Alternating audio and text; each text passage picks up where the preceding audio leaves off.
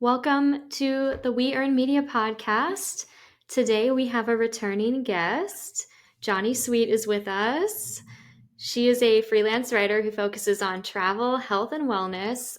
Joni's work has been published by Time, National Geographic, Forbes, Self, Health Magazine, Lonely Planet, TripSavvy, Real Simple, Yoga Journal, Frommer's, and a dozen of other publications. Joni, like I said, is a former guest. We had her on episode number 60.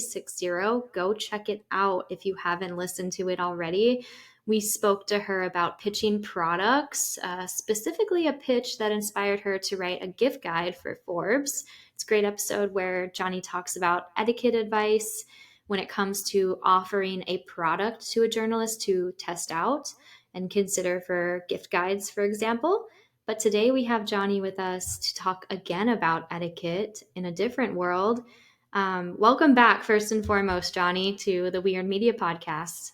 Thanks for having me. I really liked speaking with you guys last time, and I'm excited to dive into a new topic. Yes, so are we. And hi, Jackie. Say hi. Hello. Yeah, I'm really sitting here smiling, but I'm very excited to have you back, Johnny, and to get to talk with you about what we're going to talk about. Always crushing it with that earring game. I like the earrings you have today. Yes. My goal is to wear a different pair each episode starting now because I think I wore the same. It's so silly, but I was traveling the first few episodes, so I had to repeat the earrings, but I have enough. We'll make Cool. We'll make every episode different. I like it.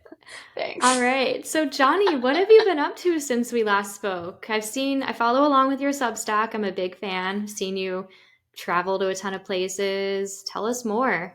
Yeah, so the Substack game is still going strong. I hit 1,000 subscribers a couple months ago, which felt like a big milestone for me. Congrats. So I'm toying around with a paid version of the Substack, but nothing's final yet. So like keep your eyes out for that. But yeah, as Britt mentioned, I have been traveling a lot. Since we last spoke, I went to Greece. I went to Canada several times. I just got back from Dominica, which is a really amazing Caribbean island, all focused on nature. So yeah, I've been traveling a lot and still doing a lot of product reviews, a lot of sleep content, different travel stories. So yeah, I've been really busy. And in the fall, I also did a big rebranding of my site and launched some new services. So yeah, I've been really busy. Yeah, I'd say so. I don't know how you squeeze it all in and juggle that, especially between traveling to new and exciting places. But another reason why we had you, why we invited you to the show, you mentioned new services.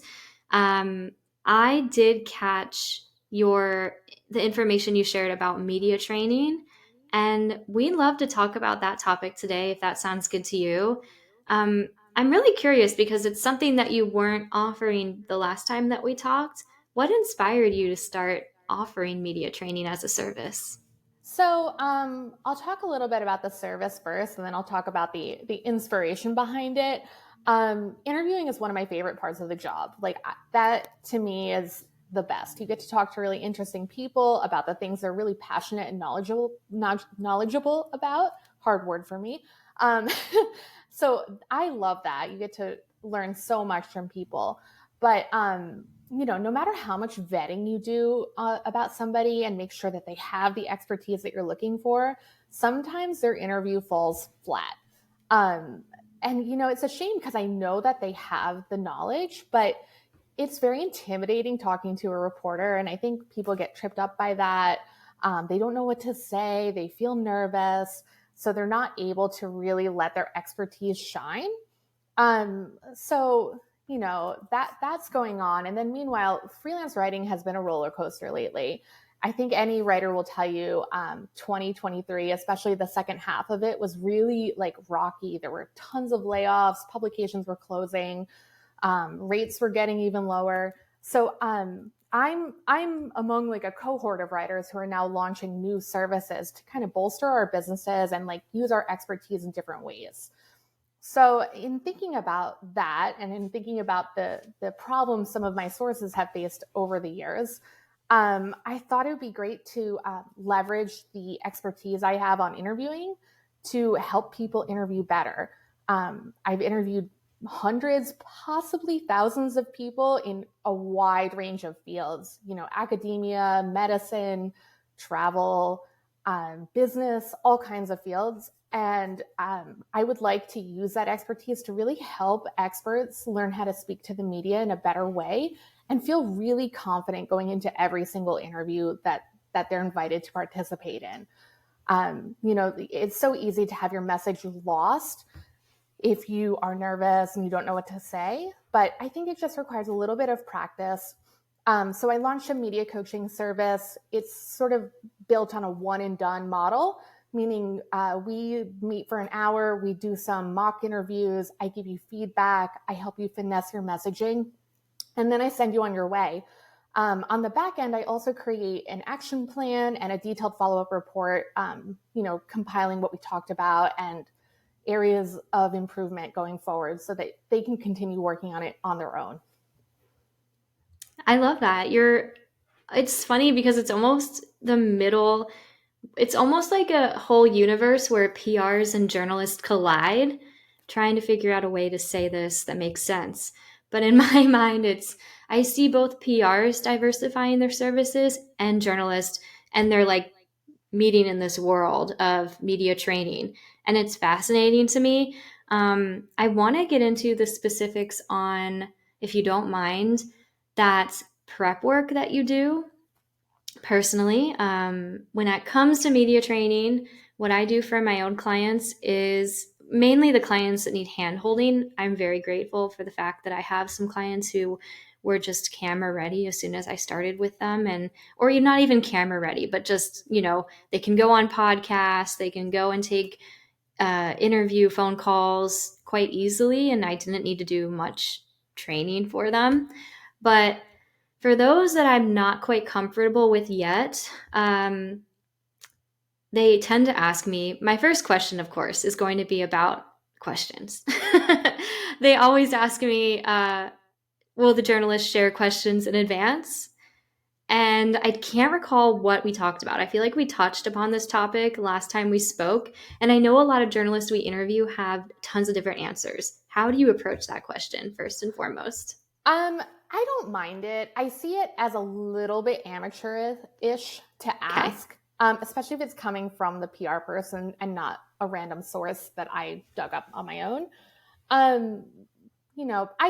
On the other hand, I don't think there's anything wrong with asking it. You're never going to get what you don't ask for, right? Mm-hmm. With that said, I think it's unlikely that most journalists are going to provide those questions in advance, even if you ask for them and even if they want to. For me, I prepare my interview questions in 20 to 30 minutes leading up to my interview so that they're really fresh in my mind. The research I've done is like right there, front and center, and I can have an intelligent conversation. So that doesn't really help my source at all if I send them 3 minutes before the interview when they're actually ready. But that's sort of how my process works.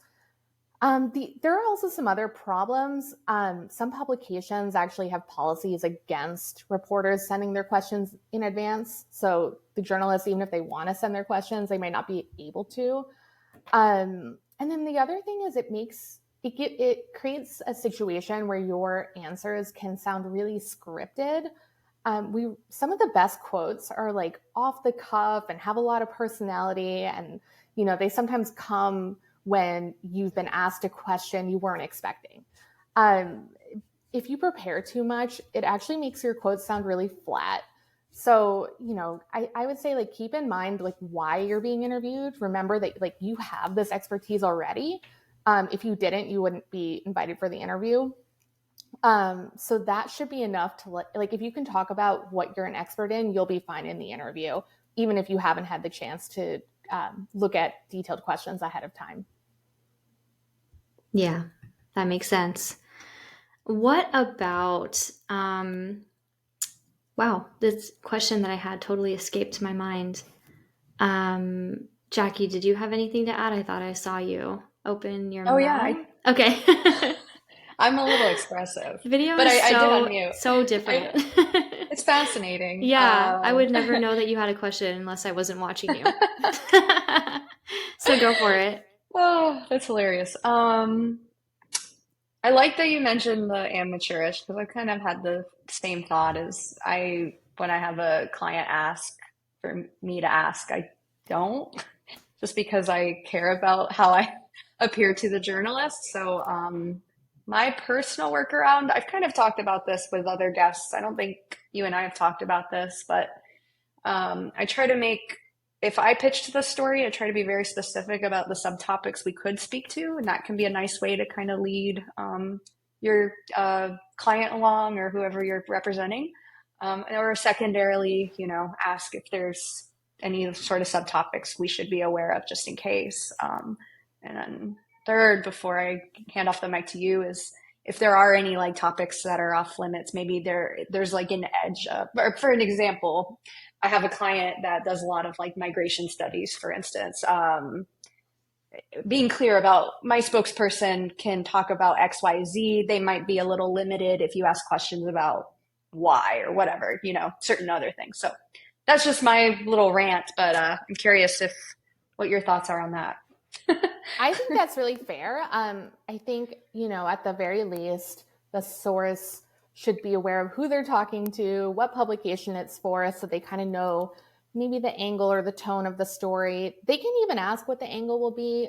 Sometimes reporters don't know yet. That's part of why we're interviewing. But sometimes we do know. And you could also ask, like, what is prompting the article now?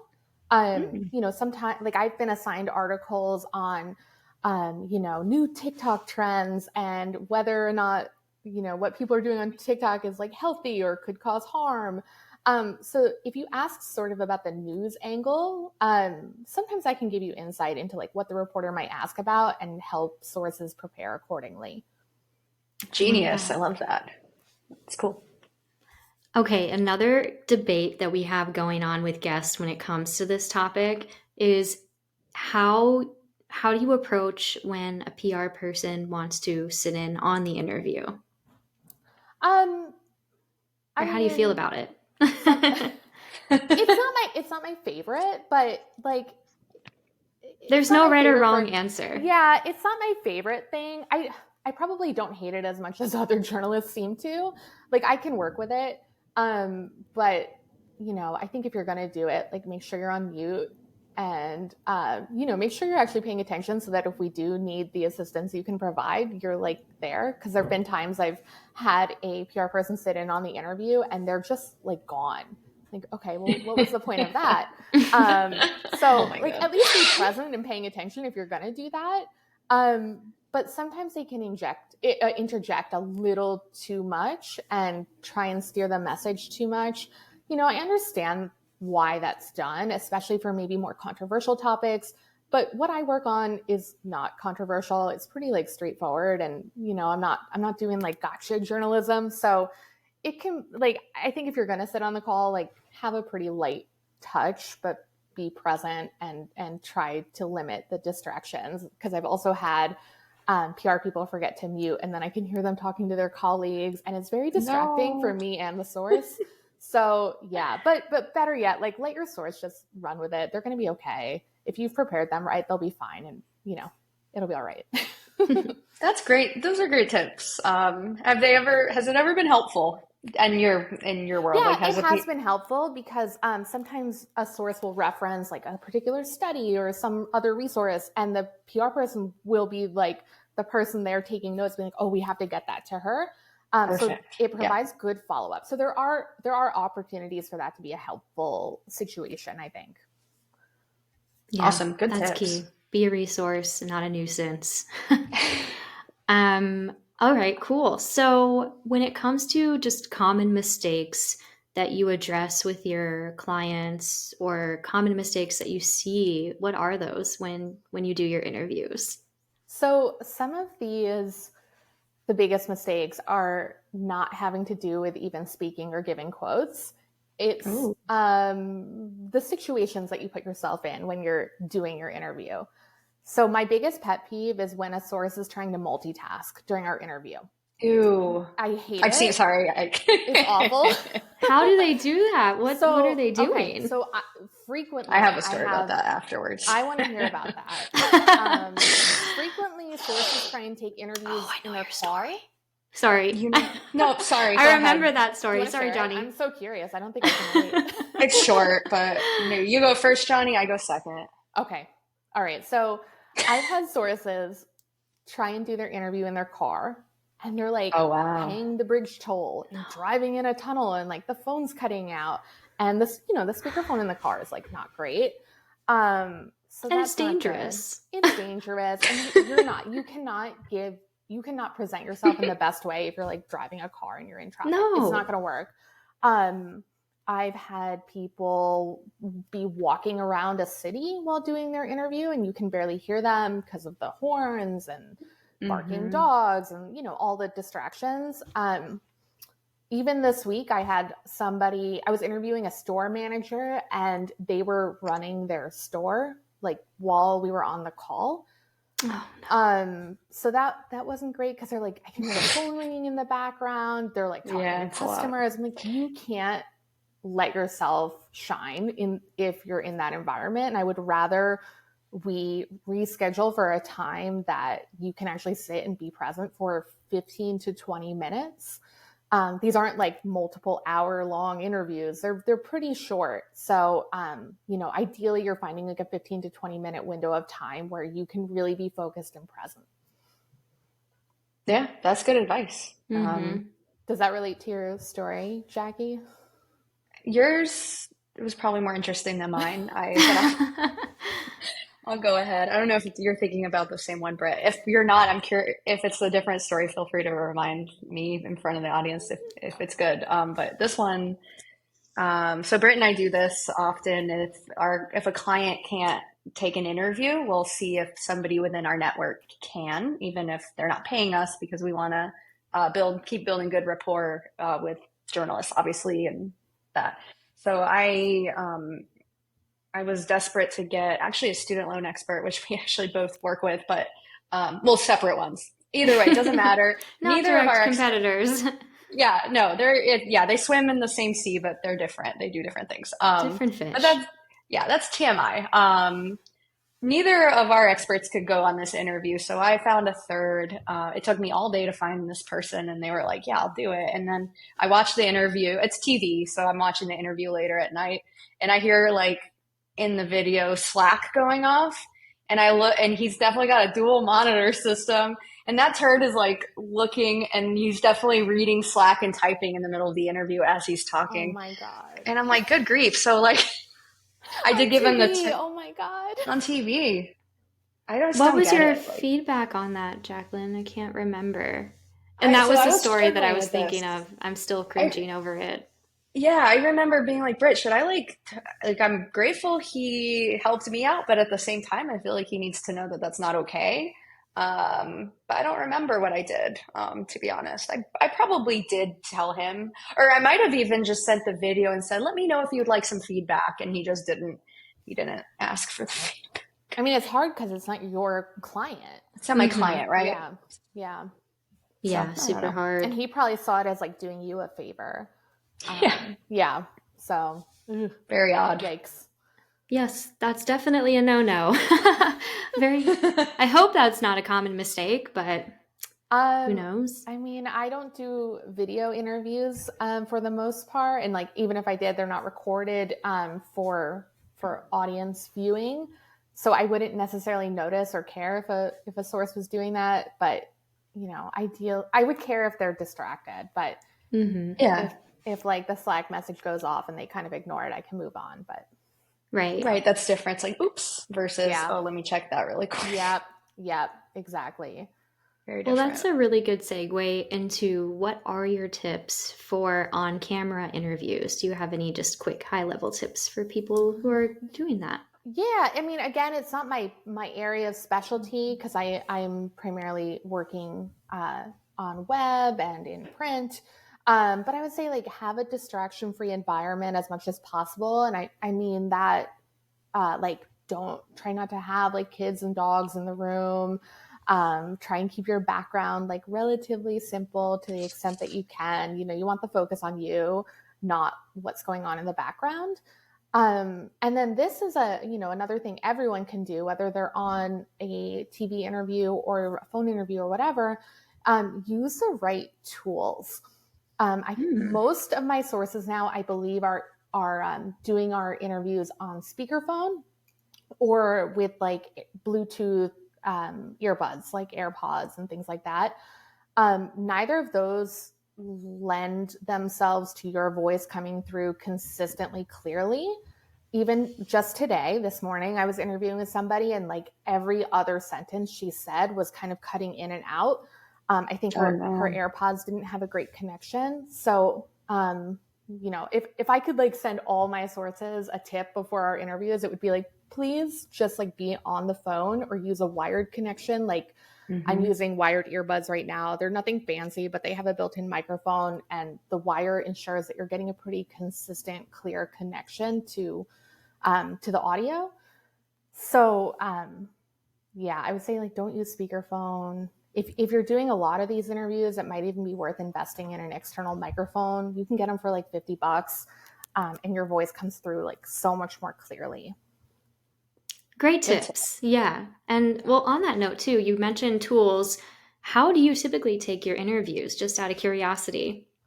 I use a variety of ways. A lot of times I'm not recording because it's not necessary for every story I do. So in those cases, I usually do a phone interview. Video is not necessary, and I don't like being on video more than I have to. So usually I set up a phone call, and I use this set of earbuds that I'm wearing right now. And as my source is speaking, I type really, really, really fast. They can usually hear me in the background. And I have like my own set of shorthand I use so I know what they're talking about. And it kind of changes from interview to interview depending on like what we're talking about and what I can abbreviate. But I can capture a good like 95% of their quotes that way. And yeah, so that's one way. If I am recording or if I'm doing something in person, I set up a voice memo on my phone and just put it on the table and do a recording that way. And then I usually will have Otter AI transcribe it when I get home. Wow. So you must type very fast to be able to transcribe. Very fast. My sources are always asking me, do you need me to slow down? I'm like, no, I've got it. And then for direct quotes, I'm curious about it because for the show notes of our podcast, I tend to try to do direct quotes, but sometimes the most quotable stuff is not like always grammatically correct. Is it okay to like lightly edit that kind of stuff in the journalism world? I should know the answer to this, but I actually don't remember. No, Good there's question. really like no. We're a little rusty. It's been a while. There's no consensus on this. Some publications require that your quotes are like exact to the word. I think like the New York Times is one of those. What I was taught in journalism school is that if you're speaking to somebody who has resources for media training, like a politician or a celebrity, you quote them exactly how they spoke. But if you're talking to like kind of a more normal person or like someone's grandma or that kind of thing, you can clean up their quotes a little bit to make sure you're capturing intent and meaning, and making sure they don't sound stupid, because they probably didn't sound stupid during your conversation. But when you actually like, take somebody's quotes and write them down, it can be like misconstrued. So that was what I was taught in journalism school, that you can clean it up a little bit. And to be honest, I usually do clean up my sources' quotes a little bit, but making sure that their meaning is intact and I'm not straying very, like maybe more than 3% from what they actually said. It's very minor touch-ups. Love it. And then to build on that question, in your opinion, I know you mentioned like what a good quote typically comes from when they don't expect the question and they're able to talk off the cuff, whatever. But what do you look like? I'm sure there's so many things you could quote. What do you look for in a quote that you include in an article? Like, how does that work? It depends. So I look for something often short and authoritative. So I was working on a story a few months ago about a style of interior design. I've been doing a few of these, so I don't want to say exactly which one because I want to look out my for sources. it. Yeah. But very exciting anyway, though. I spoke to 3 people. None of them could actually give me a good short quote on what this thing was. Mm-hmm. And Interesting. to me, that was a problem because I had to do like a big write around my editor. Like I tried to submit the story without it getting too specific, and it got kicked back to me during revisions being, we need something very specific saying what this thing is. So I had to like kind of write around it and do a lot of heavy lifting through research and things like that just to explain something fairly simply. So ideally, like sources are going into an interview with like a 1 or 2 or maybe 3 sentence explanation that's short and punchy about whatever we're talking about, whatever their area of expertise is. Like think of it like an elevator pitch. And then it's sort of a balance between going too short and too long. I've had sources like where it's like pulling teeth to get them to say anything. Anything more than like the most simple basic of sentences, and like that I can't work with. So I have to like really pull it out of them. And then other sources have so much to say that I ask one question and they'll just run with it for our 20-minute interview. And I cannot even ask a follow-up because they're going and going and going. That's not always a disaster. Sometimes they give me enough good stuff during that I'm able to work with it. But other times I'm like missing a lot of key information and we either have to go long or do some follow-up over email, or I end up like finding somebody else to fill in the gaps. So it is sort of a balance between too long, too short. I think for the type of interviews I do, if you're answering a question in between it with, if the answer to your question is between like 45 seconds and 3 minutes, you're kind of in a good spot for me anyway. Awesome. Yeah, very specific. You mentioned in-person interviews, Joni. What are those? No, I'm kidding. Tell us more about that. Like, when do you take in-person interviews? So I take in-person interviews if I'm traveling and I'm like meeting with somebody who I have the opportunity to interview right then and there, and Makes I think it's going to be fruitful. And especially if I think they might be hard to connect with when I get home. So I was actually in Barcelona in January meeting with an ethical adult filmmaker. Interesting. Wow. Okay. Yeah. So I did interviews with her in person and her team, and I recorded those all. I think I had like 5 hours of interviews to transcribe when I got home. But yeah, that's like my first in-person interview in a very long time. So what publication was that for? That's for Jezebel. That sounds interesting. Okay, yeah, it's for Jezebel. It's not out yet as of our recording, but yeah, the editor has the draft, so I'm excited about it. Neat. Did you pitch that story? How did that come to be? Now I'm all curious about the story. Yeah, this is kind of a good one, actually. So the PR person came to me with the idea. She's like, we're doing this media trip to meet with this adult female filmmaker, and she does things very ethically and with like an eye to feminism. And she actually sent me a fantastic pitch. It had like 10 different headline proposals. Not that she was expecting me to like select one and write it out, but it just like really helped me get the ideas flowing to see like, okay, how might this look? And the information she provided was enough for me to send a pitch like pretty much right away. Awesome. So I told her, I was like, I don't want to commit to this trip unless I have, a strong interest from an editor, because it's a little outside my wheelhouse and I wasn't sure if I'd be able to place the story. So I emailed the editor of Jezebel because the publication was a good fit and it had recently relaunched after folding for like the 3rd time or whatever. And I had seen the editor put a call out for pitches. So anyway, thought it would work, but it was like right around the holidays and I didn't hear back from the editor. So I kind of just let it go. I was like, I don't think this is going to happen. But the PR person followed up with me in early January being like, we're finalizing the trip. Do you want to come? I said, let me follow up with Jezebel. And I followed up and the editor got back to me within 5 minutes, which never happens, especially for somebody I've never worked with before. So yeah, she got back to me really fast and was like, I want this story. So a week and a half later, I was in Barcelona. Cool. Very cool. So, nitty-gritty question here. Did the Jezebel sponsor your trip, or how did that work out? No, the production team paid for Cool. journalists to come out, so they covered my travel expenses. I mean, they didn't pay me anything, but they covered the cost Yeah. of me getting there, so I could do the Do the story. in-person work required.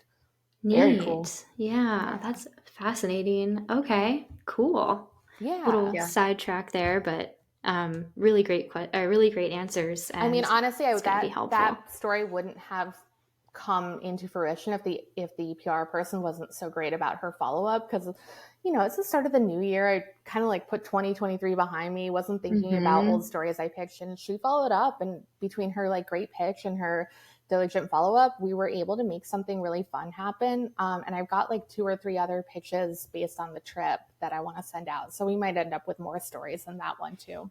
Oh my What? gosh, wow. We need That's to do an so episode cool. on that. Yeah, yeah, definitely. Would you mind mentioning who that person is? We can edit this out if you're not comfortable, but Her name is this could be a Dawn. great shout out. I Yeah. want to look up her last name. Yeah, absolutely. Okay, her name is Dawn Watt, and she's at Little Leaf Agency, which I believe is kind of UK based, but I think their team is spread out. Nice. Cool. We have a bit of a UK audience and some UK folks who come on often, so perfect. very neat. Yeah. Maybe they know her. Maybe. Awesome. Wonderful. That's so cool. I think I personally have covered all the questions I had about media training, but is there anything that I didn't ask? Any other questions that you have, Jackie? No, I really enjoyed listening to how a journalist approaches interviews because it's such a great topic. Like obviously we know that we have to prepare our clients for them and stuff, but it was so cool to hear hear it from a journalist point of view. So it sounds like media training from a journalist is like a pretty valuable thing. Absolutely. Yeah, I mean, I think PR people offer fantastic media training, but unless they were a journalist in a past life, which some of them were, they just don't have that experience, that like hands-on experience that we have. Yeah. So even before the pandemic, I had started working with some PR agencies to come in and be like the real journalist during media training and do mock interviews during their media training. Very so that cool. was like early 2020, I had started doing that, and that in person, and it all kind of fell apart. So I'm really glad to pick it back up and kind of own what I'm doing now and partner with folks like you guys to work with your clients and help get them media ready. I think it's fun. That is great. That is great. Can Awesome. I share one other mistake that I Oh my wanted to gosh, touch yeah. on if we have Yes. time? Yes, we have time. absolutely. Let's go. We need to talk about going off the record. Oh my gosh, yeah. Okay. So many times I'll be on an interview with somebody and they'll give me like something really interesting. And then immediately after they'll say, but that's off the record. What? No. Yeah, it happens all the time. So I think sources need to understand that when they're speaking to a journalist, everything is on the record unless both you and the journalist agree before you say something that it is off the record. Yes.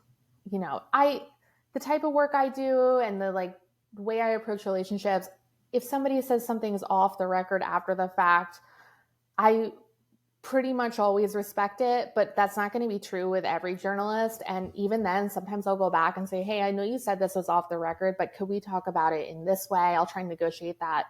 But a lot of journalists aren't going to give somebody that grace. So especially if you give them something really juicy, they're going to run with it. So sources need to know that off the record is a mutual agreement, not something you can just say after the fact. It doesn't work like that. That's a good reminder. I did learn that in school. I do remember that. And you're right. There's no, it's not you don't just say something and it's legally bound, right? All the time people say it. We'll be in the middle of a conversation, but that's off the record. And usually whatever they said is inconsequential anyway. So, okay, fine, let's put it off the record, whatever. It doesn't matter. But it's just cheeky, but Yeah, I think people forget that. And, a lot of people who don't speak to the media often or haven't received media training just don't know this. So I think especially this is an area PR people can teach their clients a little bit and just remind them that anything you say is pretty much on the record. So yeah. Good reminder. My last Yeah. little thing. No, that's wonderful. So good.